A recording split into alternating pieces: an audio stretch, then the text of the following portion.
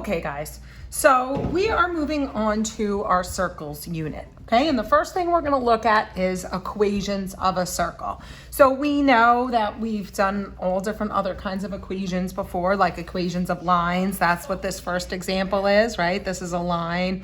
We've done equations of parabolas, okay? Again, an equation is just an XY relationship between a graph. Okay, so we're going to look at equations of a circle. Okay, so if you look at the first example, it asks you to plot the point 0, which is 2, 3. Okay, so there we go. And sketch a circle with a radius of 3 from center O. So again, sketch doesn't mean exact because without a compass, it's going to be hard to get it exact. So if you're just doing a quick sketch, remember a radius is the same radius throughout. So if I go 3 to the right, 3 up, 3 to the left, 3 down, I can do my best to make that circle, okay? Now, what is the equation of this circle? Okay, so the equation of the circle works like this, okay? The formula for equation of a circle is, it's a little funny. It's got squares in it, but it's got this, this, and this, okay? So you have an X, your X and your Y are actually inside the parentheses, okay? So do you see the X coordinate of the center is positive 2? It goes into the equation as negative 2. The value of the Y coordinate is 3. It goes into the equation as negative 3. Okay, now this circle with a radius of 3, the radius goes in as squared. So you would put 9 in here. So when you're making the equation, the center goes in as opposite signs with the X and the Y according how it goes, and then the radius goes in as squared. So in general form, so again, if you want to write a general equation of this, if the center is at HK, remember, inside the parentheses, the X coordinate goes with the X, but you opposite sign it. The Y coordinate goes with the Y, but you opposite sign it. And then the radius goes in over here, but the radius goes in as squared. So that's the equation of a circle in what we call standard form. So again, the negative center and the squared radius. Okay, so let's look at another one here. This says plot the point A at the origin, okay, and then get a circle with a radius of 4. So we go 1, 2, 3, 4, 1, 2, 3, 4, 2, 3, 4, 2, 3, 1, 2, 3, 4. Okay, again, do your best to make something that looks like a circle there. Okay, so now using the same equation, so now do we see our center is 0, 0? So when you go to put it inside here, technically, could you put in as X minus 0, Y minus 0? Sure. And then again, the radius of 4, you have to remember to square it. So because it's just 0 though, do you see we could just write it as X squared plus Y squared equals 16 instead? Okay, so if the center is 0, 0, you don't need any numbers next to the X and the Y. So in general, if you have a circle whose center is always the origin, it's always going to be X squared plus Y squared equals whatever your radius squared is. Okay, so that's again, when you're centered at the origin, you're not going to have any numbers next to it. Okay, so some follow-up questions you could ask. Okay, so again, you don't need to sketch it to write the equation. Just to write the equation of any circle, you just need to know the center and you need to know the radius. Okay, so the first one I want to do here is actually number 2 right here. Okay, so number 2, do you see the center is negative 3, positive 1? So remember, when we're putting it inside the parentheses, it's negated, right? So if it's already negative, it's going to turn to positive. Plus in between. This is going to be Y minus 1. Okay, and then don't forget, don't just put in the radius, you have to put in the radius squared. So that one's going to be 4. Okay, so again, opposite sign on the center, radius squared. Okay, I'd also like to do number 3 here. Okay, so we've got a 2 and a 0. So the 2 is going to go with the x as a -2. Since the y coordinate is 0, you don't need to put in the 0. You could just put in y squared. You don't have to put any number. And again, don't forget the number that goes over here is the radius squared. So that's got to be 36. Okay? We can ask the reverse set of questions on this. You could be given the equation and asked to find the center and the radius, which are the two things you would need if you actually had to graph it. So remember, center is always in its opposite side. So since this is -5, +1, I know the center is at +5, -1.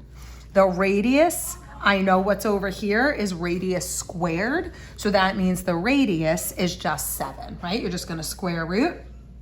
Here we can see we've got no numbers next to the x and y, which means the center is the origin. It's a 0, 0 origin, and the radius is the square root of 100. It is perfect, so you could square root it, but if you do have something that's not perfect, like this one, you would just say the radius is rad 50 and simplify it if you need to simplify it, if they tell you to or not, okay? All right, another one that's I would like to answer. Again, these are just more practice problems, but here's one that's a little different. It says, which point lies on the circle? Which point is part of a circle?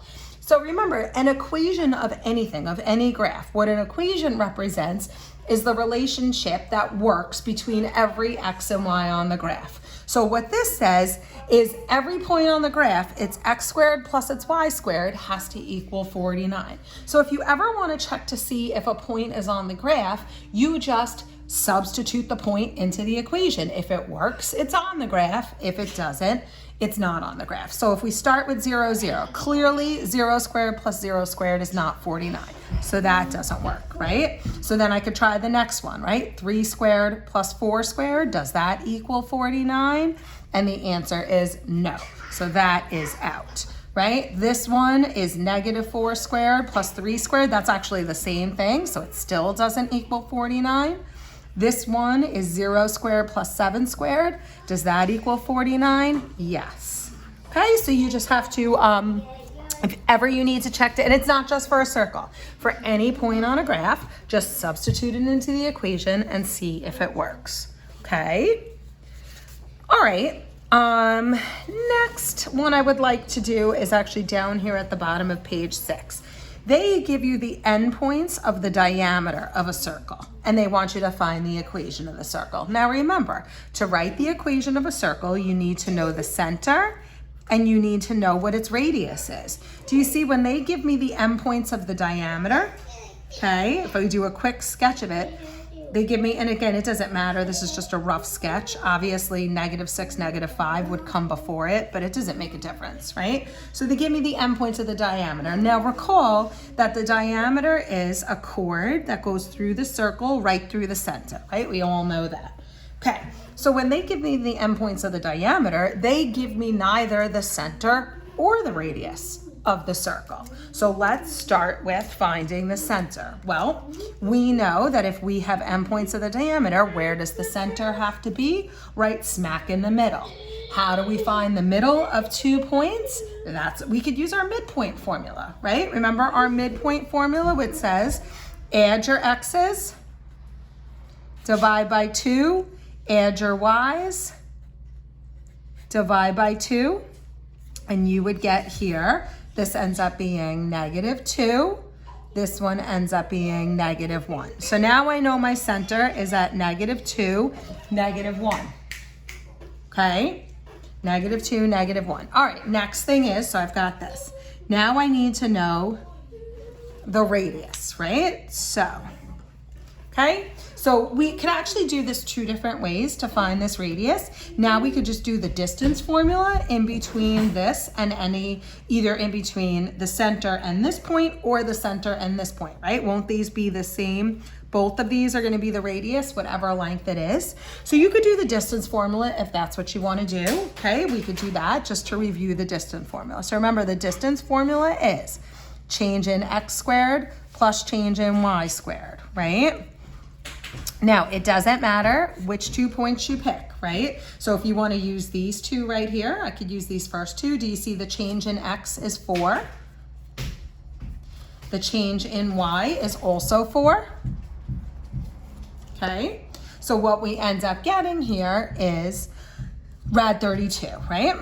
You could leave it as a rad. You do not need to simplify it, okay? So now I know my radius is rad 32, right? So again, we do midpoint to find the center. We do distance to find the radius. And notice if I had done it, if I had used these 2 points, do you see the change in x is still 4 and the change in y is still 4? So either way, you're gonna get the same thing under the radical. All right, so now let's put these into the equation, right? So now to get them in the equation, remember we put the center in as opposite. So it's gonna be +2 + 1. The radius goes in as squared. This is why I didn't simplify it, because rad 32 squared just ends up being 32. No need to simplify it because you're just squaring it anyway.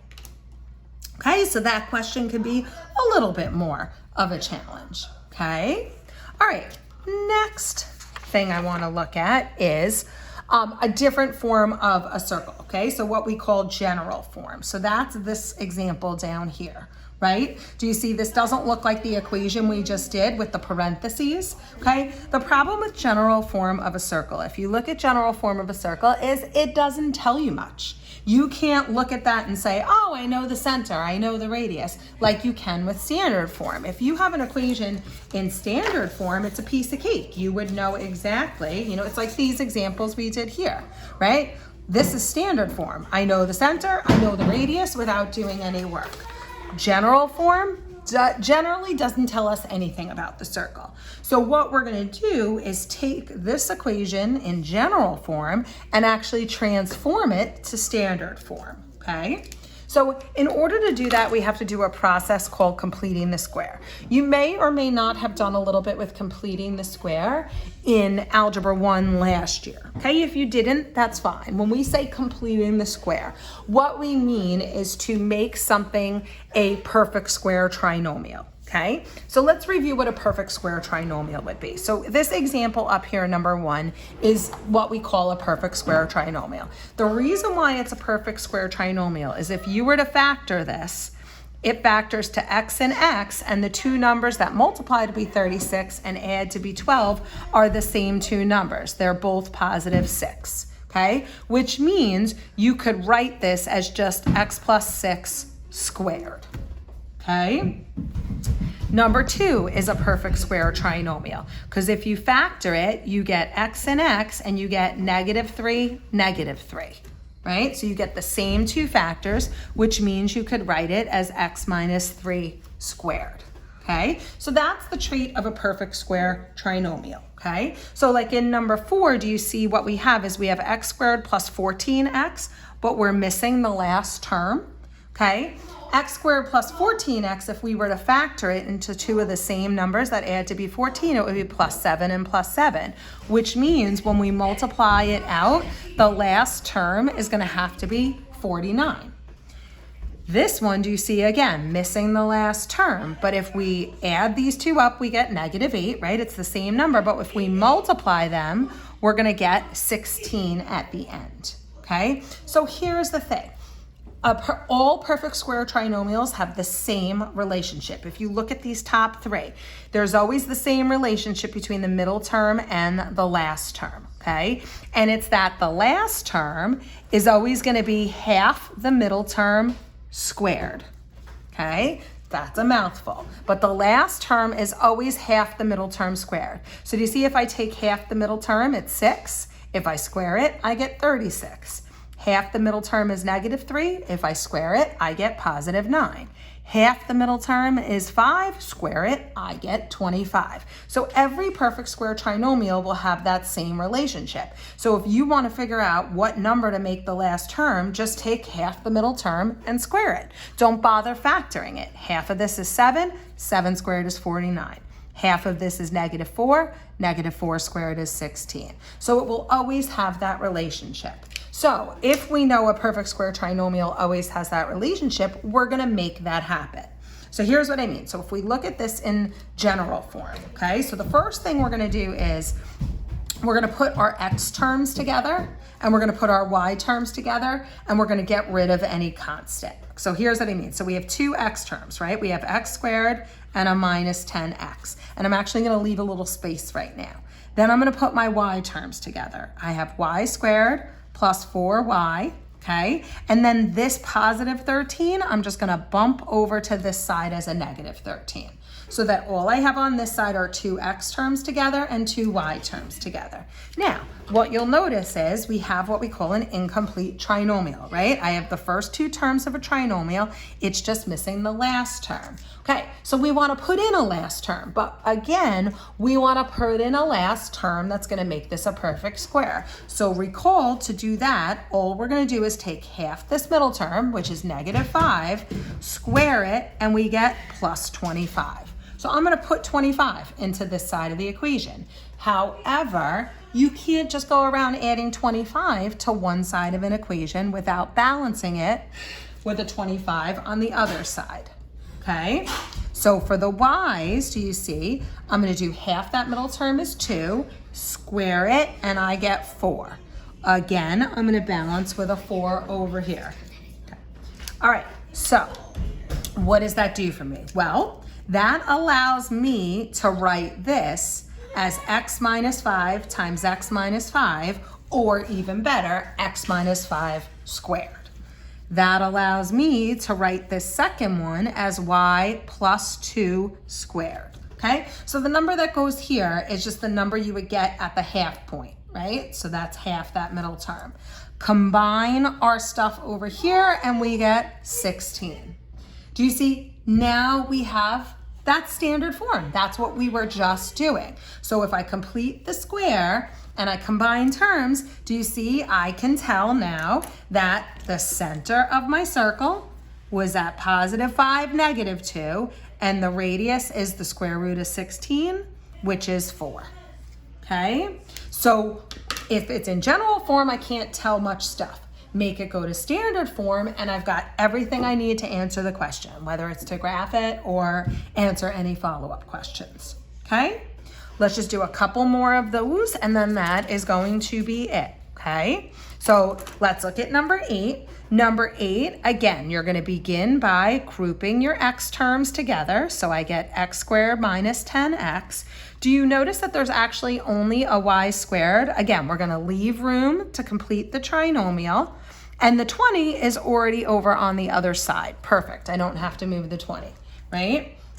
Okay, so again, do you see we have an incomplete trinomial for the x's? If I half it, I get negative 5. Square it, I get 25. And then I'm going to balance over here with a 25. Now, do you see this one is just y squared? There's no middle term. Technically, the middle term is 0. Half of 0 squared is still 0. So all that means is I've got nothing to do for the y's. That's fine. I don't need to do anything for the y's. So if I look at my complete x trinomial, that's going to factor to minus 5 squared.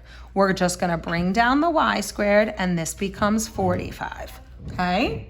That's fine. We've seen this before where there's no number here. All that means is when I identify the center is going to be 5, 0. Okay? The radius is going to be the square root of 45. You can leave it like that. If they ask you to simplify it though, that would simplify to be 3 rad 5 when you break it down. It just depends on the question. Okay? All right, one more where we have to complete the square. Now here's the thing about completing the square. We can only complete the square if we have a 1 in front of these. The coefficient for your squared terms always has to be a 1. So if you look at this next example, do you see the coefficients are 2's? That's no good. We can't have 2's in front, but that's okay. We can very easily get rid of the 2's by just taking the entire equation, both sides of the equation, and divide both sides of the equation by 2, okay? So now what I have is x squared plus y squared minus 2x plus 6y minus 9 equals, this side is still 0, right? But if there had been any number on that side, I would also have to, remember, the only way to divide an equation by 2 is if you divide both sides by 2. Okay. So now that I got rid of the coefficients, I can go through my steps for completing the square. So remember, the steps for completing the square are going to be first, Group your x terms together. So I have x squared minus 2x, leave some space. Group your y terms together and move any numbers over to the other side. So remember, this is a minus 9 on this side. I got to add it over to get a plus 9. Usually that's the mistake people make. When they go to move it over, they keep it negative. Okay? Then we complete the square. So again, half of this is negative 1. Negative 1 squared is just 1. So I'm going to add a 1 to that side. Half of this is 3. 3 squared is 9, so I also have to add a 9 to that side, right? So now I am allowed to rewrite this as, remember, if I were to factor this, it would be negative 1, negative 1. So I'm just going to do negative 1 squared. This one would be positive 3, positive 3. So I'm just going to do positive 3 squared. This one I add is 19. Okay? All right, so all I'm going to do is identify the center and radius like they asked me to. So the center here is positive 1, negative 3. The radius is rad 19. That can't be simplified, so that's the best I'm going to be able to do with that one. Okay?